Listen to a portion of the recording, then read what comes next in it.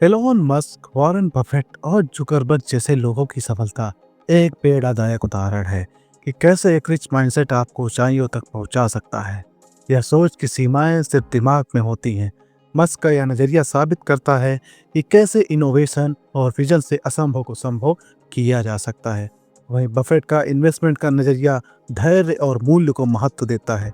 उन्होंने कहा, जब दूसरे लालची हों तो डरो और दूसरे डरे तो लालची बनो। यह बताता है कि कैसे सही समय पर सही फैसला लेना जरूरी है।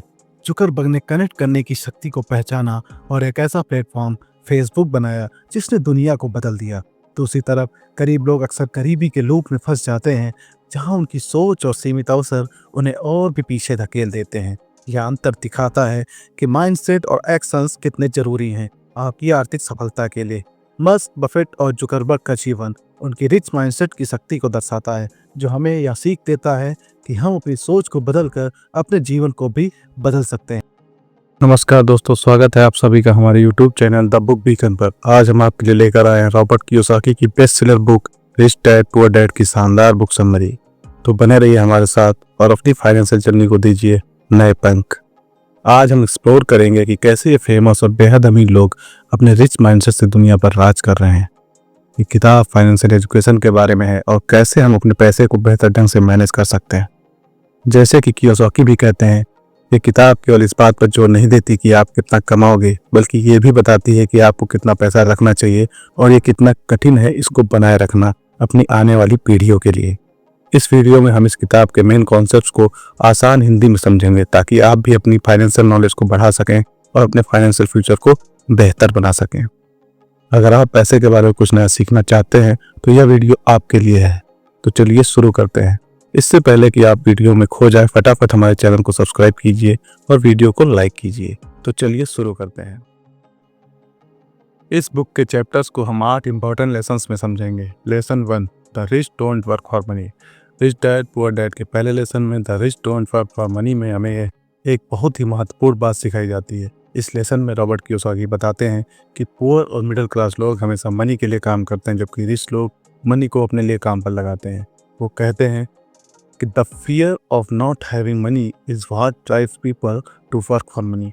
मतलब डर की वजह से लोग पैसे के लिए काम करते हैं, लेकिन अमीर लोग डर के बजाय अपनी समझदारी और फाइनेंशियल इंटेलिजेंस का इस्तेमाल करते हैं। वो समझाते हैं कि अगर आप सिर्फ नौकरी करके पैसे कमाते रहोगे तो आप कभी भी फाइनेंशियली फ्री नहीं हो पाओगे। अमीर लोग असेट्स खरीदते हैं जो उन्हें पैसा कमा कर देते हैं, जैसे कि रियल एस्टेट, स्टॉक्स या बिजनेसेस, और इस तरह अपना खुद का एक वेल्थ जनरेटिंग सिस्टम बनाते हैं। इस लेसन का सार यही है कि हमें पैसे का गुलाम नहीं बनना है, बल्कि फाइनेंशियल लिटरेसी सीखकर पैसे को अपना गुलाम बनाना है, जिससे हम अपने जीवन में आगे बढ़ सकें और अपनी लाइफ को एंजॉय कर सकें। Lesson 2, why teach financial literacy. Robert Kiyosaki यहाँ पर अपने 2 पिताओं के बारे में बताते हैं। एक थे उनके असली डैड जो बहुत पढ़े लिखे थे पर हमेशा पैसे के लिए जूझते रहते थे, और दूसरे थे उनके दोस्त के रिच डैड जिन्होंने बहुत कम पढ़ाई की पर वे बहुत अमीर थे। रिच डैड ने रॉबर्ट को समझाया कि केवल स्कूल में अच्छे नंबर लाना ही जरूरी नहीं, बल्कि पैसों के बारे में सीखना भी उतना ही जरूरी है। उन्होंने कहा, तुम्हें यह सीखना होगा कि पैसा कैसे काम करता है, नहीं तो तुम जिंदगी भर इसके लिए काम करते रहोगे। रिच डैड ने रॉबर्ट को असेट्स और लायबिलिटीज के बारे में बताया। असेट्स वो चीजें हैं जो आपके जेब में पैसा डालती हैं, जैसे कि रियल एस्टेट, शेयर्स, और लायबिलिटीज वो चीजें हैं जो आपकी जेब से पैसा निकालती हैं, जैसे कि लोन्स और credit card debts. Rich dad ने सिंपल भाषा में बताया, अगर तुम असेट्स खरीदोगे तुम अमीर हो जाओगे और अगर लायबिलिटीज खरीदोगे तो गरीब। यह एक ऐसा लेसन था जिसने रॉबर्ट की पूरी लाइफ को बदल दिया। रिच डैड ने रॉबर्ट को यह भी सिखाया, बहुत से लोग इसलिए गरीब रहते हैं क्योंकि वे पैसे के डर से भागते हैं। वे पैसे को कमाने के लिए काम करते हैं, फिर खर्च कर देते हैं और फिर कमाने के लिए काम करते हैं। ये एक साइकिल है जिससे निकलना बहुत ही मुश्किल हो जाता है। रिच डैड ने कहा, तुम्हें पैसों को डर को काबू में करना होगा और ये सीखना होगा कि पैसा तुम्हारे लिए काम कैसे करे। उन्होंने सिखाया कि फाइनेंशियल लिटरेसी बहुत ज़रूरी है। इसका मतलब है कि आपको यह समझना होगा कि कैश फ्लो क्या होता है, बैलेंस शीट कैसे पढ़ी जाती है और कैसे इन्वेस्टमेंट किया जाता है। उन्होंने एक उदाहरण दिया, एक गरीब आदमी अपनी सैलरी का ज़्यादा हिस्सा लायबिलिटीज़ पर खर्च करता है, जैसे कार, नए गैजेट्स, जबकि एक अमीर आदमी अपनी सैलरी का ज़्यादा हिस्सा असेट्स पर खर्च करता है, जो उसे पैसे कमा कर देते हैं।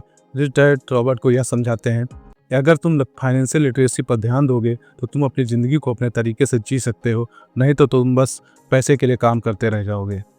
Lesson 3, mind your own business. Rich dad ने रॉबर्ट कियोसाकी को एक बहुत ही जरूरी लेसन सिखाया, माइंड योर ओन बिजनेस। इसका मतलब ये नहीं था कि दूसरों के मामलों में टांग ना अड़ाओ, बल्कि इसका असली मतलब था कि अपना खुद का एसेट कॉलम बनाओ। रिच डैड ने समझाया कि ज्यादातर लोग अपनी पूरी जिंदगी किसी और के लिए काम करते हैं, यानी वो अपने बॉस या कंपनी के लिए बिजनेस बिल्ड करते हैं। वो इनकम कमाते हैं, फिर उस इनकम को एक्सपेंस करते हैं, और ज्यादातर उनके पास कुछ बचता नहीं है उनके महीने के अंत तक, जिससे वो और ज़्यादा इनकम जनरेट कर सकें। रिच डैड का कहना था कि समझदारी इसी में है कि तुम अपना खुद का बिजनेस बिल्ड करो, यानी ऐसे एसेट्स खरीदो जो तुम्हारे लिए इनकम जनरेट कर सके, जैसे कि रियल एस्टेट से रेंटल इनकम आना, या स्टॉक से डिविडेंड मिलना, या फिर कोई ऐसा बिजनेस शुरू करना जो तुम्हारे लिए पैसे कमाए, भले ही तुम फिजिकली वहाँ पर मौजूद हो या ना हो। उन्होंने मैकडॉनल्ड्स का एग्जांपल दिया कि वो बर्गर बिजनेस से ज़्यादा रियल एस्टेट बिजनेस में है, क्योंकि वो अपनी हर फ्रेंचाइजी के नीचे की ज़मीन के मालिक हैं। इसलिए माइंड योर ओन बिजनेस का मतलब है अपने फाइनेंशियल फ्यूचर की जिम्मेदारी लेना और ऐसे एसेट्स बनाना जो तुम्हारे लिए काम करे, ना कि सिर्फ तुम पैसों के लिए काम करते रहो। अब सवाल ये उठता है कि असेट्स क्या हैं और लाइबिलिटीज क्या हैं। रिच डैड ने बहुत ही सिंपल तरीके से समझाया है।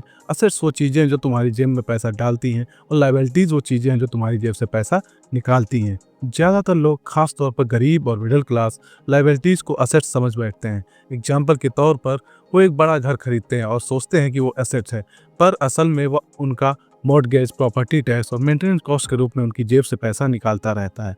वहीं दूसरी तरफ एक रेंटल प्रॉपर्टी एक असेट है, क्योंकि वो हर महीने रेंट के रूप में पैसा लाती है। इसी तरह महंगी कार्स या ज्वेलरी लाइबिलिटीज हैं, क्योंकि वो वैल्यू खोती हैं और उनके मेंटेनेंस के खर्चे होते रहते हैं। रिच डैड का जोर इस बात पर था कि तुम अपनी इनकम का ज़्यादातर हिस्सा असेट्स खरीदने में लगाओ, जैसे कि स्टॉक्स, बॉन्ड्स, रियल एस्टेट, या फिर इंटेलेक्चुअल प्रॉपर्टी जैसे कि कॉपीराइट्स या पैटेंट्स। उन्होंने ये भी कहा कि शुरुआत में ये मुश्किल लग सकता है और तुम्हें अपनी कंफर्ट जोन से बाहर निकलना पड़ेगा, पर लॉन्ग टर्म में यही वह रास्ता है जिससे तुम फाइनेंशियली फ्री हो सकते हो। उन्होंने ये भी समझाया कि अपनी जॉब मत छोड़ो, बल्कि अपनी जॉब से कमाए हुए पैसों को असेट्स खरीदने में लगाओ। धीरे धीरे तुम्हारे असेट्स से आने वाली इनकम तुम्हारे एक्सपेंसेस से ज़्यादा हो जाएगी, और तब तुम सही मायने में अपना बिजनेस माइंड कर सकते हो। तो माइंड योर ओन बिजनेस का प्रैक्टिकली कैसे इंप्लीमेंट करें, इसका पहला कदम है फाइनेंशियल लिटरेसी डेवलप करना, यानी पैसों के बारे में सीखना। रिच डैड ने अकाउंटिंग और इन्वेस्टिंग की बेसिक समझ को बहुत ज़रूरी बताया। दूसरा कदम है असेट्स एक्वायर करना। शुरुआत में छोटे इन्वेस्टमेंट हो सकते हैं, जैसे कि कुछ डिविडेंड पेइंग स्टॉक खरीदना या एक छोटा सा साइड बिजनेस शुरू करना। एग्जाम्पल्स के तौर पर तुम कोई ऑनलाइन कोर्स बना सकते हो और उसे बेच सकते हो, या फिर कोई ऐसी स्किल सीख सकते हो जिसकी डिमांड हो और उसे फ्रीलांस करके पैसे कमा सकते हो। जरूरी बात यह है कि तुम कंटिन्यूसली सीखते रहो और एक्शंस लेते रहो। रिच डैड ने यह भी बताया कि अपॉर्चुनिटीज अक्सर हमारे सामने होती हैं, पर हम उन्हें पहचान नहीं पाते क्योंकि हम फाइनेंशियली एजुकेटेड नहीं होते हैं। उन्होंने यह भी इनकरेज किया कि फेलियर से डरो मत, क्योंकि वो सीखने का एक हिस्सा है। जैसे एक एंटरप्रेन्योर कई बार फेल होता है, उससे पहले वो सक्सेसफुल हो। इसलिए माइंड योर ओन बिजनेस का मतलब है अपने फाइनेंशियल फ्यूचर का कंट्रोल अपने हाथों में लेना, फाइनेंशियली इंटेलिजेंट डिसीजंस लेना, और लगातार अपने एसेट्स कॉलम को बिल्ड करते रहना, जिससे तुम धीरे धीरे फाइनेंशियल फ्रीडम की तरफ बढ़ सको। Lesson 4, Robin Hood taxes and the secret of the rich. Poor dad जो बहुत पढ़े लिखे थे, उनका मानना था कि गवर्नमेंट को टैक्सेस ज़्यादा लेने चाहिए ताकि गरीबों की मदद हो सके। उन्हें लगता था कि ये एक तरीके का रॉबिनहुड वाला आइडिया है, जहां अमीरों से लेकर गरीबों को पैसा दिया जाता है। लेकिन ऑथर के रिच डैड का सोचना एकदम उल्टा था। उनका कहना था कि टैक्स एक तरह की पेनल्टी है जो उन लोगों को देनी पड़ती है जो पैसों के लिए काम करते हैं। वो कहते थे, जैसे ही आप पैसा कमाते हैं, गवर्नमेंट अपना हिस्सा लेने आ जाती है। ये सुनकर ऑथर बहुत कंफ्यूज हो गया, क्योंकि दोनों डैड की सोच एकदम अलग थी। ये लेसन हमें सोचने पर मजबूर करता है कि टैक्स सिस्टम असल में काम कैसे करता है और इसका किस पर सबसे ज़्यादा असर होता है। रिच डैड ने समझाया कि अमीर लोग टैक्स से बचने के लिए अलग अलग ट्रिक्स यूज करते हैं, लेकिन वो सब लीगल होता है। उनका सबसे बड़ा सीक्रेट था द पावर ऑफ कारपोरेशन। वो कहते थे कि गरीब और मिडिल क्लास लोग पहले इनकम कमाते हैं, फिर उस पर टैक्स देते हैं, और उसके बाद जो बचता है उससे खर्चा करते हैं। लेकिन अमीर लोग एक कंपनी बनाते हैं। कंपनी पहले अपने सारे एक्सपेंसेस, जैसे कि सैलरीज, ऑफिस का रेंट, गाड़ी का खर्चा, ये सब निकालती है, और उसके बाद जो प्रॉफिट बचता है उस पर टैक्स देती है। इससे उन्हें लीगली बहुत कम टैक्स देना पड़ता है। रिच डैड का कहना था कि फाइनेंशियल इंटेलिजेंस होना बहुत जरूरी है ताकि आप ये सब रूल्स और लूप होल्स को समझ सकें और अपना पैसा बचा सकें। इस लेसन का मेन पॉइंट ये है कि सिर्फ हार्ड वर्क करके और ज़्यादा पैसे कमाकर अमीर बनना मुश्किल है अगर आप टैक्स के रूल्स को नहीं समझते। रिच डैड चाहते थे कि ऑथर ये सीखे कि पैसे को कैसे मैनेज किया जाए और कैसे टैक्स सिस्टम को अपने फेवर में यूज़ किया जाए। उनका कहना था कि फाइनेंशियल लिटरेसी एक तरक्की की पावर है जो आपको ये कंट्रोल करने में हेल्प करती है कि आप कितना टैक्स भरते हैं। वो ये भी समझाते थे कि ये कोई चीट करने वाली बात नहीं है, बल्कि ये स्मार्ट बनना है और ये उन एडवांटेजेस को यूज़ करना है जो लीगली अवेलेबल हैं अपने पक्ष में। इसलिए उन्होंने जोर दिया कि सिर्फ पैसे के लिए काम मत करो, बल्कि ये भी सीखो कि उस पैसे को कैसे बचाना है, उसे कैसे अपने लिए काम करवाना है। Incentives and income flows. अमीर डैड का सबसे बड़ा इंसेंटिव यही है कि आप अपनी फाइनेंशियल डेस्टिनी के कंट्रोल में रहें। वो इनकरेज करते हैं कि आप अपनी फाइनेंशियल एजुकेशन बढ़ाएं, मतलब पैसे के बारे में सीखते रहें, अलग अलग तरह के इन्वेस्टमेंट के बारे में सीखें और रिस्क लेने से ना डरें, लेकिन ये रिस्क कैलकुलेटेड रिस्क होने चाहिए। वो कहते हैं कि बहुत से लोग डर की वजह से कोई कदम नहीं उठाते, डर कि पैसा खो जाएगा, डर कि लोग क्या कहेंगे। लेकिन अमीर लोग डर को मैनेज करना सीखते हैं और अपॉर्चुनिटीज़ को पहचानते हैं। वो सिखाते हैं कि फाइनेंशियल इंटेलिजेंस डेवलप करना बहुत ज़रूरी है, मतलब स्मार्ट फाइनेंशियल डिसीजंस लेना। यह किताब आपको मोटिवेट करती है कि आप रैट रेस से बाहर निकलें, जहां आप सिर्फ पैसे के लिए काम करते रहते हैं, और ऐसे एसेट्स बनाएं जो आपके लिए काम करें, ताकि आप आखिर में आपको पैसे के लिए काम न करना पड़े, आप अपने टर्म्स पर आपकी लाइफ जी सके। Lesson 5, inventing money. पैसा बनाना या इन्वेंटिंग मनी एक्चुअली में पैसे को क्रिएट करने का एक तरीका है, सिर्फ हार्ड वर्क करके पैसे कमाने से अलग। ये लेसन सिखाता है कि फाइनेंशियल इंटेलिजेंस और क्रिएटिविटी बहुत इंपॉर्टेंट है। ये सिर्फ लकी होने या किसी प्रिविलेज्ड बैकग्राउंड से आने के बारे में नहीं। ऑथर रॉबर्ट कियोसाकी बताते हैं कि अवसर अक्सर हमारे सामने से गुजर जाते हैं क्योंकि हम उन्हें पहचान नहीं पाते। एक एग्जाम्पल के तौर पर सोचो, एक आदमी को एक प्रॉब्लम दिखती है, जैसे कि लोगों को अपनी पुरानी चीज़ें बेचने में दिक्कत हो रही है। इंस्टेड ऑफ कंप्लेनिंग, एक फाइनेंशियल इंटेलिजेंट आदमी एक सॉल्यूशन सोचेगा, जैसे एक ऑनलाइन प्लेटफॉर्म बनाना जहां लोग आसानी से अपनी चीज़ें बेच सकें। ये सॉल्यूशन एक्चुअली में पैसा बनाना ही है, क्योंकि ये पहले से मौजूद पैसे को एक नए तरीके से इस्तेमाल करने और वैल्यू क्रिएट करने का तरीका है। ये लेसन हमें इंस्पायर करता है कि हम दुनिया को एक नए नज़रिए से देखें और उन अवसरों को पहचानें जो छुपे हुए हैं। इन्वेंटिंग मनी में फाइनेंशियल लिटरेसी का एक बड़ा रोल है। आपको असेट्स और लायबिलिटीज़ के बीच का फ़र्क समझना होगा। रिच डैड सिखाते हैं अमीर लोग असेट्स खरीदते हैं जो उनके पॉकेट में पैसा डालते हैं, जबकि गरीब और मिडिल क्लास लोग लायबिलिटीज़ खरीदते हैं जिन्हें वे असेट्स समझते हैं, पर वो एक्चुअली में उनके पॉकेट से पैसा निकालने का काम करते हैं। एक और एग्जांपल समझो, किसी ने पुरानी गिरी हुई बिल्डिंग देखी। एक नॉर्मल इंसान उसे देख कर कहेगा ये तो बर्बाद है, लेकिन एक फाइनेंशियली इंटेलिजेंट आदमी देखेगा एक पोटेंशियल। वह उस बिल्डिंग को सस्ते में खरीदेगा, उसे रेनोवेट कराएगा और फिर उसे महंगे दामों पर बेचेगा या रेंट पर देगा। यहाँ पर उसने एक्चुअली में पैसा बनाया है, क्योंकि उसने एक ऐसी चीज़ में वैल्यू क्रिएट की जिसे दूसरे लोग वेस्ट समझ रहे थे। ये लेसन हमें मोटिवेट करता है कि हम फाइनेंशियल नॉलेज हासिल करें और देखें कि कैसे हम लेवरेज का इस्तेमाल कर सकते हैं, कम पैसों में भी बड़े मौके बना सकते हैं। पैसा बनाने के लिए एक रिस्क लेना और फेलियर से डरना छोड़ना भी बहुत ज़रूरी है। रिच डैड कहते हैं कि ज़्यादातर लोग इसलिए गरीब हैं क्योंकि वे रिस्क लेने से डरते हैं। वे सेफ जॉब, स्टेबल इनकम चाहते हैं, पर इन्वेंटिंग मनी में आपको थोड़ा बाहर निकलना पड़ेगा, अपने जोन को स्ट्रेच करना पड़ेगा, एक्सपेरिमेंट करना पड़ेगा और इसमें गलतियां भी होंगी। एक एग्जांपल और लो, किसी ने एक नया बिजनेस शुरू करने का सोचा पर डर के मारे कभी शुरू ही नहीं किया। वहीं दूसरा आदमी रिस्क लेता है, बिजनेस शुरू करता है, शायद शुरू में नुकसान भी होता है, पर वो अपनी गलतियों से सीखता है, इम्प्रूवमेंट करता है, फाइनली वो सक्सेसफुल हो जाता है। ये लेसन हमें इंस्पायर करता है कि हम रिस्क से डरे नहीं, बल्कि उसे कैलकुलेट करें और आगे बढ़ें। गलतियाँ सीखने का एक पार्ट है और हर कोई पैसा बना सकता है, बस सही माइंडसेट और एफर्ट की ज़रूरत है। The 4 pillars of financial intelligence. पहला पिलर है फाइनेंशियल लिटरेसी, जिसका मतलब है पैसों की भाषा को समझना। जैसे आप ABCD सीखते हैं भाषा समझने के लिए, वैसे ही असेट्स और लायबिलिटीज़ को समझना भी बहुत ज़रूरी है। एक असेट आपकी जेब में पैसा डालता है, जबकि रेंटल प्रॉपर्टी से आने वाला किराया या स्टॉक से आने वाला प्रॉफिट एक लायबिलिटी आपकी जेब से पैसा निकालता है, जैसे कार लोन या क्रेडिट कार्ड बिल। फाइनेंशियल रूप से समझदार बनने के लिए आपको यह अंतर जानना होगा और असेट्स खरीदने पर फोकस करना होगा। दूसरा पिलर है इन्वेस्टमेंट स्ट्रेटजीज, यानी पैसे को सही तरीके से इन्वेस्ट करने का तरीका। सिर्फ बचत करना काफ़ी नहीं, आपको अपने पैसे को काम पर लगाना होगा ताकि वह बढ़े। उदाहरण के लिए आप रियल एस्टेट में इन्वेस्ट कर सकते हैं जहां प्रॉपर्टी की वैल्यू बढ़ती है और आपको किराया भी मिलता है, या आप स्टॉक्स में इन्वेस्ट कर सकते हैं जहां कंपनी के प्रॉफिट के साथ आपकी इन्वेस्टमेंट भी बढ़ती है। अलग अलग इन्वेस्टमेंट ऑप्शंस के बारे में जानना और रिस्क को मैनेज करना जरूरी है। तीसरा पिलर है अंडरस्टैंडिंग मार्केट, यानी मार्केट की चाल को समझना। यह जानना कि इकॉनमी कैसे काम करती है, इंटरेस्ट रेट का क्या मतलब है और कौन से फैक्टर इन्वेस्टमेंट को प्रभावित करते हैं, बहुत जरूरी है। उदाहरण के लिए जब इंटरेस्ट रेट कम होते हैं तो लोन सस्ता हो जाता है, जिससे बिजनेस और प्रॉपर्टी में इन्वेस्टमेंट बढ़ सकता है। मार्केट को समझना आपको सही समय पर सही डिसीजन लेने में मदद करेगा और आपको फाइनेंशियल रूप से ज़्यादा स्मार्ट बनाता है।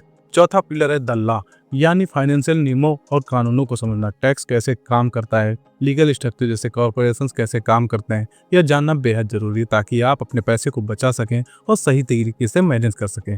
उदाहरण के लिए टैक्स बचाने के लिए लीगल तरीके हैं और बिजनेस शुरू करने के लिए सही स्ट्रक्चर चुनना बहुत जरूरी है। इन नियमों को समझकर आप अपनी फाइनेंशियल सिचुएशन को बेहतर बना सकते हैं और एक फाइनेंशियल इंटेलिजेंट व्यक्ति बन सकते हैं। 6 डोंट वर्क फॉर मनी, आपको सिर्फ पैसे के लिए काम नहीं करना चाहिए। जो गरीब और मिडिल क्लास लोग होते हैं वो हमेशा पैसे के लिए काम करते हैं। वो एक जॉब करते हैं, सैलरी कमाते हैं और फिर वो सैलरी खर्च हो जाती है। लेकिन जो रिच डैड थे वो कहते थे ये एक रैट रेस है, एक चूहे की दौड़ जिसमें आप बस भागते रहते हो गोल गोल और कहीं नहीं पहुंचते। इसके बजाय आपको ऐसे एसेट्स बनाने चाहिए जो आपके लिए पैसा कमाए। जैसा कि अगर आपके पास रेंटल प्रॉपर्टी है तो उसका रेंट आपके लिए इनकम लाएगा, चाहे आप काम करो या ना करो। या अगर आपने स्टॉक्स में इन्वेस्टमेंट किया है तो उनके डिविडेंड्स आपको पैसा देंगे। ये एसेट्स आपकी इनकम के सोर्स बनते हैं और ये आपके लायबिलिटीज से ज़्यादा होने चाहिए। लायबिलिटीज वो चीज़ें जो आपकी जेब से पैसा निकालते हैं, जैसे आपके घर का लोन या आपके कार की ईएमआई। तो असली गेम ये है कि आप ज़्यादा से ज़्यादा असेट्स जमा करो और कम से कम लायबिलिटीज। ये थोड़ा मुश्किल लग सकता है लेकिन यही वो तरीका है जिससे आप फाइनेंशियली फ्री हो सकते हो। अब इसको और अच्छे से समझते हैं। रिच डैड कहते थे कि पैसे के बारे में स्मार्ट बनो, यह नहीं कि खूब सारा पैसा कमाया, बल्कि यह कि पैसे को मैनेज किया जाए ये सीखो। जैसे मान लो आपके पास कुछ एक्स्ट्रा पैसे हैं तो आप उसे बैंक में रखने के बजाय सोचो कि क्या आप उससे कौन से एसेट खरीद सकते हो। सकता है वो थोड़ी सी जमीन हो या कुछ शेयर्स हो या एक छोटा सा बिजनेस। धीरे धीरे एसेट्स आपको और पैसा देंगे। इम्पोर्टेंट ये है कि आप फाइनेंशियल लिटरेसी सीखें, मतलब पैसे के बारे में समझें। आपको इनकम स्टेटमेंट्स और बैलेंस शीट जैसी चीज़ों के बारे में पता होना चाहिए। ये थोड़ा टेक्निकल है बट ये रियल में बहुत पावरफुल है। जब आप ये सब सीखते हो तो आपको समझ में आता है कि अमीर लोग कैसे सोचते हैं और कैसे काम करते हैं। वो पैसे के लिए काम नहीं करते, वो पैसों को अपने लिए काम पर लगाते हैं। इसलिए अगर आप सच में अमीर बनना चाहते हैं तो ये लेसन याद रखो, don't work for money, make money work for you. एक बहुत बड़ा डिफरेंस है और यही आपको फाइनेंशियल फ्रीडम की तरफ ले जा सकता है। 6 स्पेशलिटी स्किल्स, जीवन में सफलता पाने के लिए रिच डैड पुअर डैड की किताब 6 खास स्किल्स पर जोर देते हैं। इन स्किल्स को सीखकर आप फाइनेंशियली रूप से आज़ाद हो सकते हो। पहले स्किल की बात करें तो फाइनेंशियल लिटरेसी यानी पैसों को समझना बहुत ज़रूरी है। दूसरी स्किल है इन्वेस्टिंग, सिर्फ पैसे बचाना काफ़ी नहीं, उसे सही जगह पर लगाना भी जरूरी है। जैसे स्टॉक्स, रियल एस्टेट या बिजनेस में इन्वेस्ट करना आपके पैसे को बढ़ाने में मदद कर सकता है। तीसरी स्किल है अंडरस्टैंडिंग द मार्केट्स, बाजार कैसे काम करता है, ट्रेंड्स क्या होते हैं और रिस्क को कैसे मैनेज किया जाता है, ये समझना बहुत ज़रूरी है। जैसे डिमांड और सप्लाई कैसे प्राइसेस को अफेक्ट करते हैं, ये जानना आपको बेहतर डिसीजन लेने में मदद करेगा। चौथी स्किल है कानून, कानूनी पहलुओं को समझना जैसे कॉन्ट्रैक्ट्स और टैक्सेस आपको लीगल इशूज से कैसे बचा सकते हैं और आपके बिजनेस और इन्वेस्टमेंट को प्रोटेक्ट कर सकते हैं। जैसे एक अच्छा कॉन्ट्रैक्ट आपको फ्यूचर में होने वाली प्रॉब्लम से बचा सकता है। कानून की समझ एक मजबूत सुरक्षा कवच की तरह काम करती है। पांचवा स्किल है सेल्स, चाहे आप अपना आइडिया बेच रहे हो या कोई प्रोडक्ट सेल्स या कोई स्किल बेच रहे हो, इफेक्टिव कम्युनिकेशन और लोगों को कन्विंस करने की एबिलिटी बहुत ज़रूरी है। जैसे एक अच्छी प्रेजेंटेशन आपके प्रोडक्ट को बेचने में बहुत हेल्प कर सकती है। सेल्स में महारत आपको हर फील्ड में आगे बढ़ने में मदद करती है। आखिरी स्किल्स है सिस्टम्स, किसी भी बिजनेस या इन्वेस्टमेंट को इफिशिएंटली चलाने के लिए सही सिस्टम्स का होना बहुत ज़रूरी है। जैसे एक अकाउंटिंग सिस्टम आपको अपने फाइनेंसेस को ट्रैक करने में हेल्प करती है। सिस्टम क्रिएट करने और मैनेज करने की एबिलिटी आपको स्केल करने और ज़्यादा अचीव करने में मदद करती है। इन 6 स्किल्स को मास्टर करके आप फाइनेंशियल फ्रीडम की राह पर आगे बढ़ सकते हैं। Lesson 7 the 5 obstacles to wealth, पैसा बनाने के रास्ते में जो पहला ऑब्स्टिकल यानी रुकावट है वो है डर। बहुत से लोग इसलिए अमीर नहीं बन पाते क्योंकि उन्हें पैसा खोने का डर होता है। जैसे अगर किसी को शेयर मार्केट में इन्वेस्ट करने का डर है तो वो कभी नहीं सीखेगा ये काम कैसे करता है और कभी भी पैसे कमाने का मौका नहीं पाएगा। डर को पार करने का तरीका है कि थोड़ी थोड़ी शुरुआत करो और सीखते रहो। दूसरी ऑब्स्टिकल है शक, जिसे हम सिनिज्म कहते हैं। ये वो आवाज़ है जो कहती है कभी काम नहीं करेगा, तुम ये नहीं कर सकते। यदि कोई नया बिजनेस शुरू करना चाहता है लेकिन उसका दोस्त कहता है ये तो फेल हो जाएगा, तो वो शायद कभी शुरू ही ना करे। सक्सेसफुल बनने के लिए हमें इस निगेटिविटी को इग्नोर करना होगा और अपने सपनों पर विश्वास करना होगा। तीसरा ऑब्स्टिकल है आलस। ये सिर्फ सोफे पर लेटे रहना नहीं बल्कि बिजी रहना और प्रोडक्टिव ना होना भी है। जैसे कोई पूरे दिन छोटे मोटे काम करता हो लेकिन अपनी फाइनेंशियल एजुकेशन पर ध्यान ना दे तो वो असल में आलस कर रहा है। असली तरक्की तभी होती है जब हम जानबूझकर ऐसे काम करते हैं जो हमें लॉन्ग टर्म में फायदा दें। चौथी ऑब्स्टिकल है बुरी आदतें यानी बैड हैबिट्स। इसमें पैसे को लेकर गलत आदतें शामिल हैं, जैसे हर बार सैलरी मिलने पर सब कुछ खर्च कर देना और सेविंग ना करना। उदाहरण के लिए अगर किसी को हर महीने नई चीज़ें खरीदने की शौक है या आदत है, वो इन्वेस्टमेंट के लिए कुछ नहीं बचाता तो वो कभी भी फाइनेंशियली मजबूत नहीं बन पाएगा। सही फाइनेंशियल हैबिट्स डेवलप करना बहुत ज़रूरी है। पांचवा और आखिरी ऑब्स्टिकल है घमंड, जिसे एरोगेंस कहते हैं। जब कोई सोचता है कि उसे सब पता है और वो किसी की बात नहीं सुनेगा तो वो नया कुछ नहीं सीख पाता। मान लीजिए कोई सोचता है कि उसने स्टॉक मार्केट के बारे में सब जान लिया और एक्सपर्ट्स की सलाह नहीं लेता तो वो गलती कर सकता है। हमेशा सीखने के लिए तैयार रहना और दूसरों की बात सुनना बहुत ज़रूरी है। इन 5 ऑब्स्टिकल्स को पहचानना और उनसे पार पाना ही अमीर बनने का रास्ता खोलता है। डर को नॉलेज से हराओ, सबको पॉजिटिव थिंकिंग से बदलो, लेजीनेस को एक्शंस में बदलो और बुरी आदतों को अच्छी आदतों से रिप्लेस करो और घमंड को सीखने की इच्छा से बदलो। जब आप इन रुकावटों को लड़ते हैं तो आप अपनी फाइनेंशियल फ्यूचर को खुद कंट्रोल कर सकते हैं और वेल्थ क्रिएट कर सकते हैं। Lesson 8, how to get started. लोग अक्सर व्हाट इफ के सवालों में फंसे रहते हैं। क्या होगा अगर मैं फेल हो गया? क्या होगा अगर मैंने पैसे खो दिए?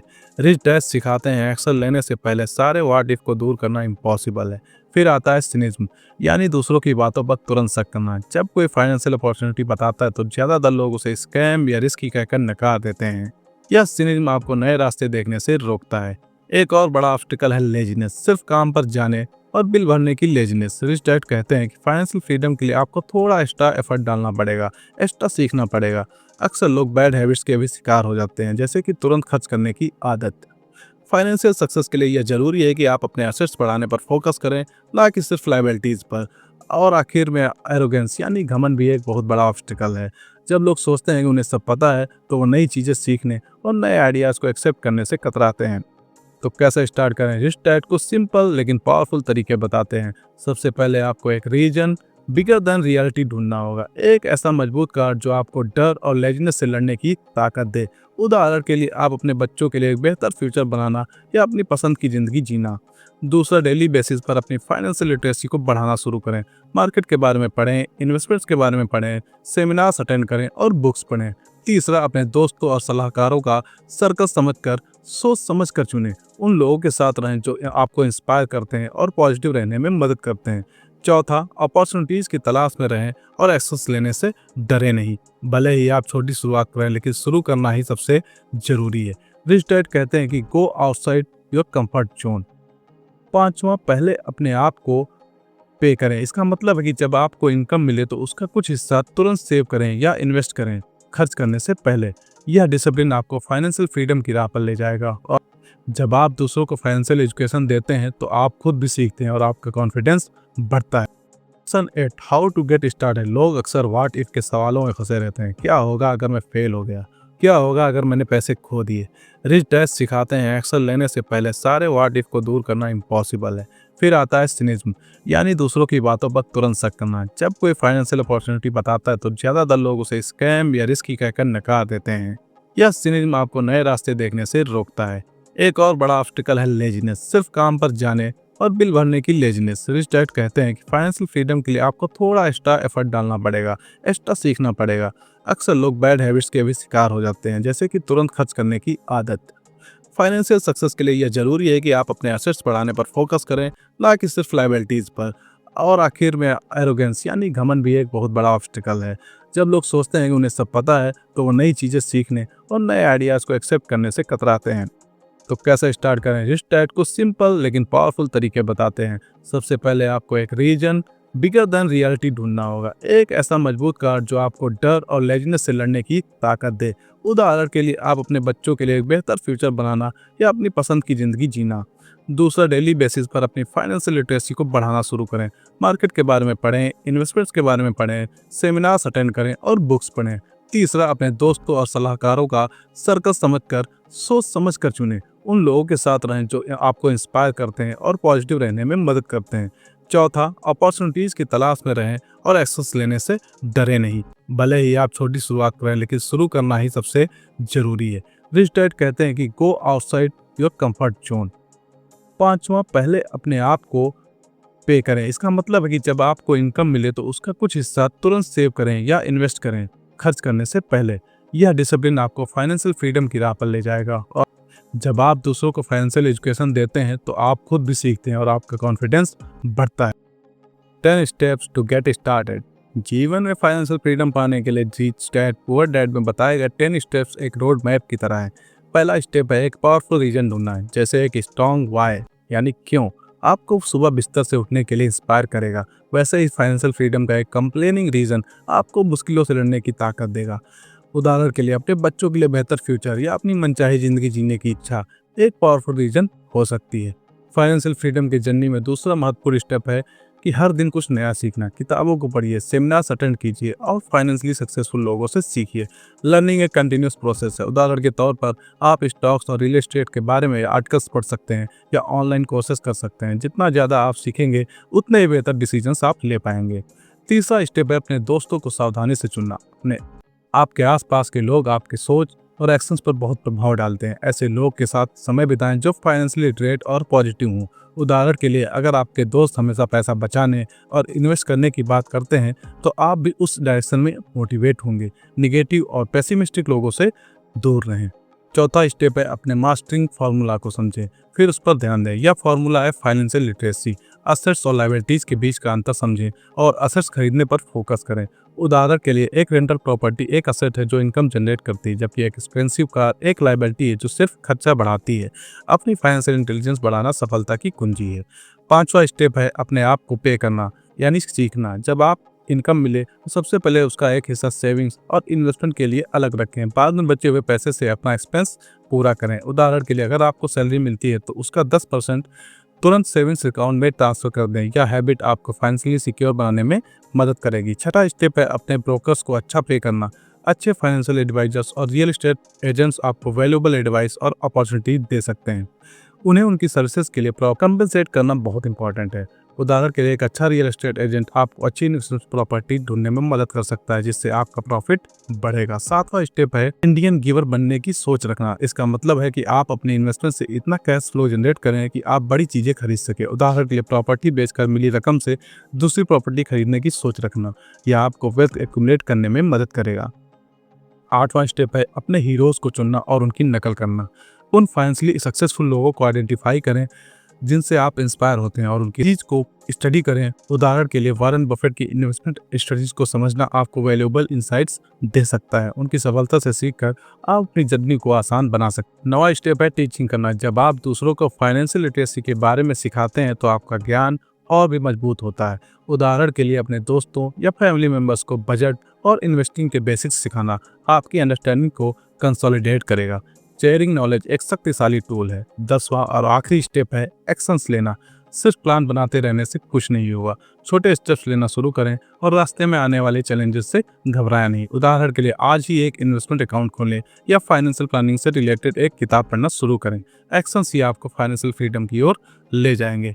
रिच डैड पुअर डैड का अंत हमें यह सोचने पर मजबूर करता है कि हम पैसे के बारे में कैसे सोचते हैं और अपने फाइनेंशियल भविष्य को कैसे प्लान करते हैं। यह किताब एंटरप्रेन्योरशिप की भावना को बढ़ावा देती है और हमें डर और सिनिसिज्म जैसी रुकावटों को पार करने के लिए प्रोत्साहित करती है। लेखक बताते हैं कि रिच लोग इसलिए अमीर होते हैं क्योंकि वे फाइनेंशियल इंटेलिजेंस विकसित करते हैं और रिस्क लेने से कभी नहीं डरते। उदाहरण के लिए वे बताते हैं कि कैसे अपॉर्चुनिटीज को पहचानना और उनका फायदा उठाना जरूरी है।